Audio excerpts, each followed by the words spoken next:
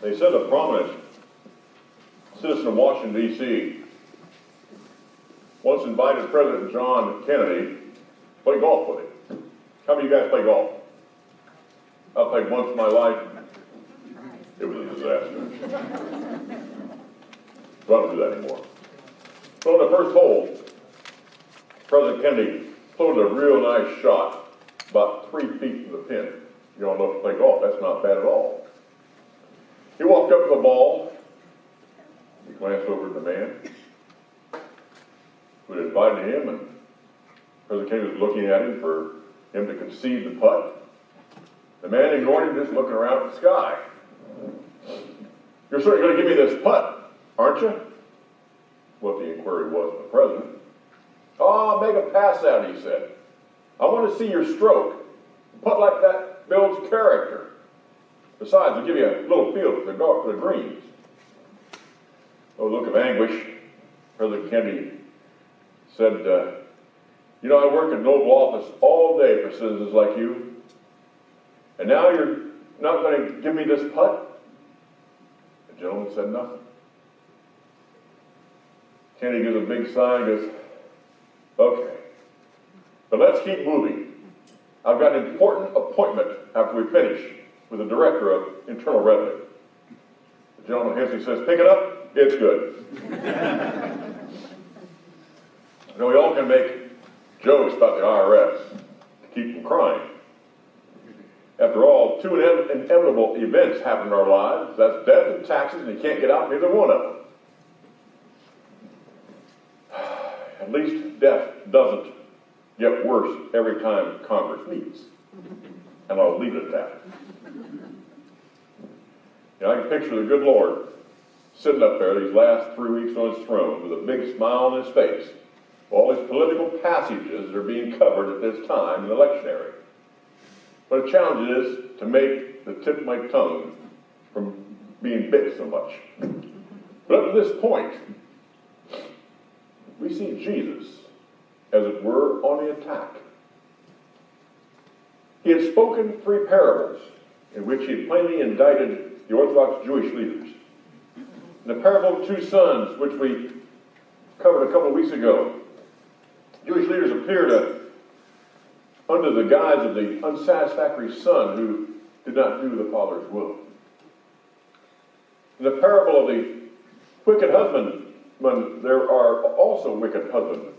In the parable of the king's feast, in 22 verses 1 through 14, they are condemned guests. You all recall that parable.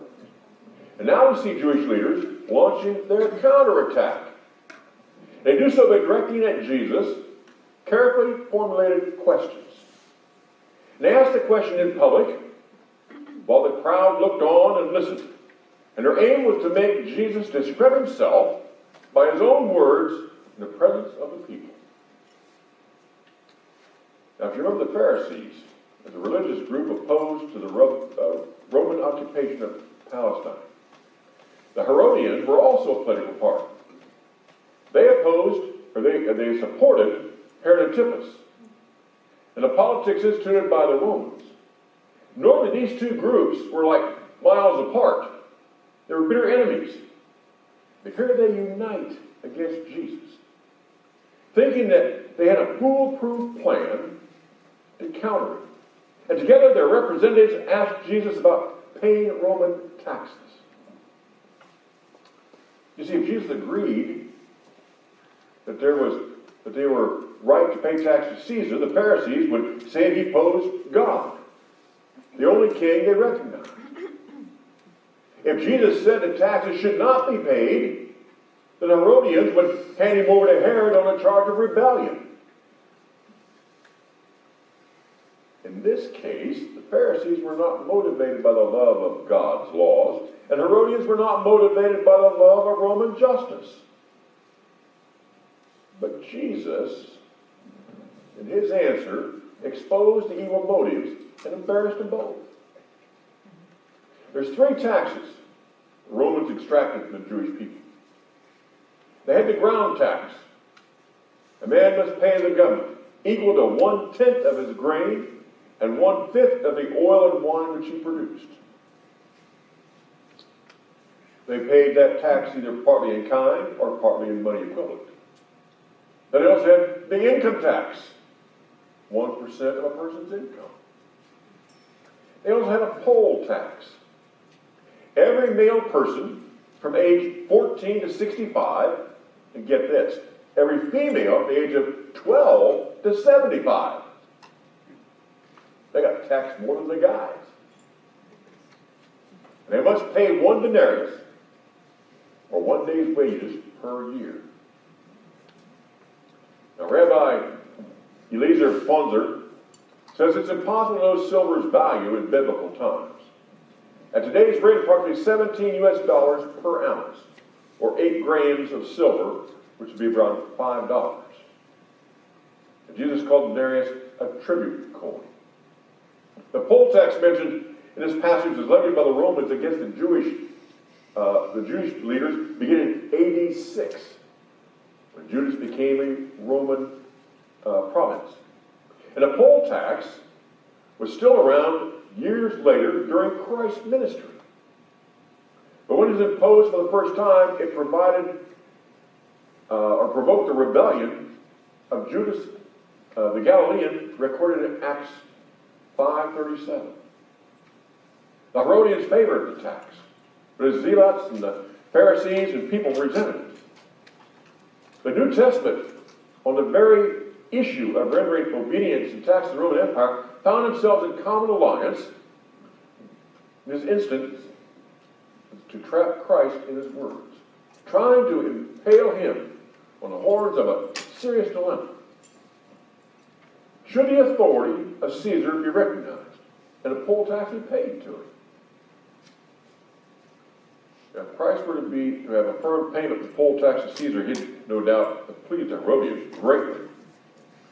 He made himself a greater enemy of the Pharisees and an enemy of the people who shared popular resentment to the poll tax he paid. And he would have made himself an enemy to Rome and possibly subject to himself charges of sedation had he gone the other direction. The Jews resented the tax, not just because we all hate taxes, but because to a few, God was the only king. And to pay tax to an earthly king was to admit the validity of his kingship and thus insult God. In the ancient days, coinage was a sign of kingship. As soon as a king took the throne, he struck his own coinage. Even a pretender would produce a coin to show the reality of his kingship. And that coinage was held to be the property of the king whose image it bore. So this question of tax paying was not of merely historical interest. Matthew was writing between AD 80 and 90. The temple had been destroyed in AD 70. So as long as it stood, every Jew had to be bound to pay half a shekel temple tax. Kind of like the old duns used to do for churches years and years ago. They're required to pay it. You know? After the destruction of the temple, the Roman government demanded that that tax be paid to the temple of Jupiter Capitolinus in Rome. And it was obvious how bitter a regulation that was the Jew to stomach. The matter of tax was a real problem in the actual ministry of Christ. And it's still a problem in the days of the early church. Remember the days of Jesus, tax collectors deserved the scorn of the people because they often abused their position. Here's how William Barclay describes the business of a tax collector in the Roman world. The problem of Roman government was to devise a system whereby the taxes could be collected as efficiently and as cheaply as possible.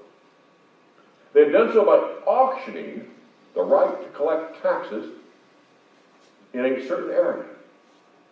A man bought the right to collect the taxes within a certain district. He was responsible for the Roman government for an agreed sum. And then he could raise over and above, he was allowed to keep as commission. And obviously this system lent itself to grave abuses. People did not really know how much they ought to pay in those days before newspapers and wireless announcements and widespread diffusion of news. nor had they any right to appeal the tax collectors. The consequence was that many, a tax collector, became a wealthy man through his illegal extortion. Now, these tax collectors were universally hated. They had entered the service of their country's conquerors, and they amassed their fortunes at the expense of their country's misfortunes. They were notoriously dishonest, kind of like we think of IRS today. Not only that, they fleeced their own countrymen, but they also did their best to swindle the government. And they made a flourishing income by taking bribes from rich people who wished to avoid taxes which they should have paid.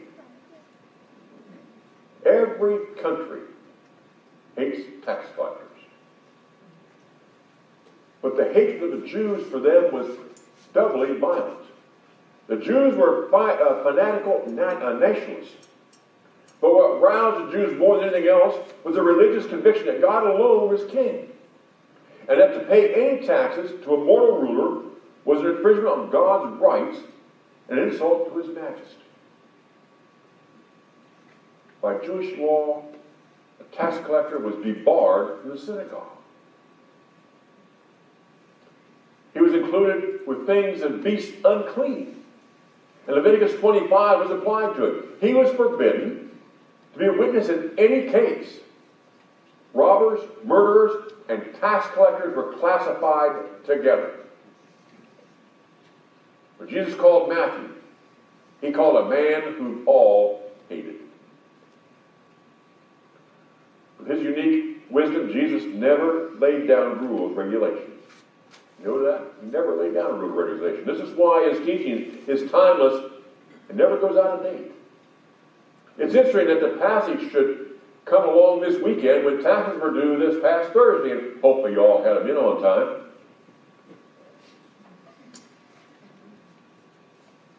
Give the government what you owe the government, and give to God today what God deserves. Jesus always lays down principles. And here he lays down a very great and very important one. Every Christian has a double citizenship. You're a citizen of the country in which you happen to live. To it you know many things. You owe the safety against lawless people, which only some governments can give. You owe all public services. As a simple example, few men are wealthy enough to have a lighting system or a cleaning system or a water system of their own. They owe these public services. In a welfare state, the citizens owe still more to the state. Education, medical services, provision for unemployment and old age. This places him under a debt of obligation. William Barclay in Volume 2, the Gospel of Matthew, the Daily Bible Series, page 274, said this: because a Christian is a man of honor, he must be a responsible citizen. Failure in good citizenship is also failure in Christian duty. Untold troubles can descend upon a country or an industry where Christians refuse to take their part in the country and the administration and leave it selfish, self-seeking, partisan, and unchristian men. The Christian has a duty to Caesar in return for the privileges which the ruler of Caesar brings to him. That's what Barclay said. But a Christian also has and is a citizen of heaven and has a duty to God. There are matters of religion and a principle in which the responsibility of the Christian is to God. It may well be that two citizenships will never clash. They do not need to. But when a Christian is convinced that it is God's will that something should be done, it will be done. Or he is convinced that something is against God's will, he must resist it and take no part in it. Where the boundaries between the two duties lie, Jesus doesn't say. That's for man's own conscience to test. But a real Christian, this is the permanent truth that Jesus lays down, is one and the same time a good citizen of his or her country and a good citizen of the kingdom of heaven. He will fail his duty neither to God nor to man. He will, as Peter said in 1 Peter 2:17, fear God, honor the emperor. Tell us what you think, teacher. Is it lawful to pay taxes to the emperor or not? When the Pharisees asked Jesus a question, he responded with a request. Show me the coin used for tax. And someone handed Jesus a coin embossed with the head of the current Roman emperor, Tiberius. Engraved around his head was the inscription, Tiberius Caesar, majestic son of the majestic God and high priest. Whose image is on the coin, Jesus asked. The emperors, they responded. Well, as Jesus said, give the emperor what belongs to the emperor. The emperor had his image embossed on the coin. Therefore, that coin belonged to him. But answering the Pharisees' question, Jesus didn't stop with just the issue of taxation. He continued. Give to God what belongs to God. Standing right before him were those on whom the image of God had been embossed. The Pharisees, teachers of the law of Israel, children of Abraham, whom God had claimed as his own, had been created from the very beginning in the image of God. In the image of himself, God had created them. They belonged to God. Those whose eyes Jesus had looked as he spoke were on the coins of God. Give to God what belongs to God, Jesus said. But when he spoke those words, the Pharisees left him and went away, said Scripture. Steve read it. Should we pay tax to God? Yes, Jesus said. But again, Jesus wouldn't stop there. Today he looks in the eyes of you, and he says, give to God what belongs to God. And as he looks at you, Jesus sees the image of God. In the beginning, God created you and embossed his image on you. In the waters of baptism, God marked you with the cross of Christ forever. God has given himself to you and has promised to love you and be with you forever. You are God's. His image has been placed upon you. The image of God is in your faces when you greet one another in worship. The image of God can be seen in each time you pray for each other and for each other's concerns. The image of God can be seen when you go to nursing homes and hospitals and personal residence and you interact and gently speak with those who reside there. You see the image of God when members of this congregation work together in a church kitchen, prepare a meal or a box lunch for a fellowship event. The image of God can be seen in you when you fix meals to share with first responders or with other members of this congregation who need a little helping hand. And especially you reach out to other people in the community. Use the image of God shines in you when you invite and welcome your neighbor to this body of Christ. The image of God is seen in this congregation when it reaches out beyond in support of missions and missionaries throughout the community at large and the world relieve hunger and suffering.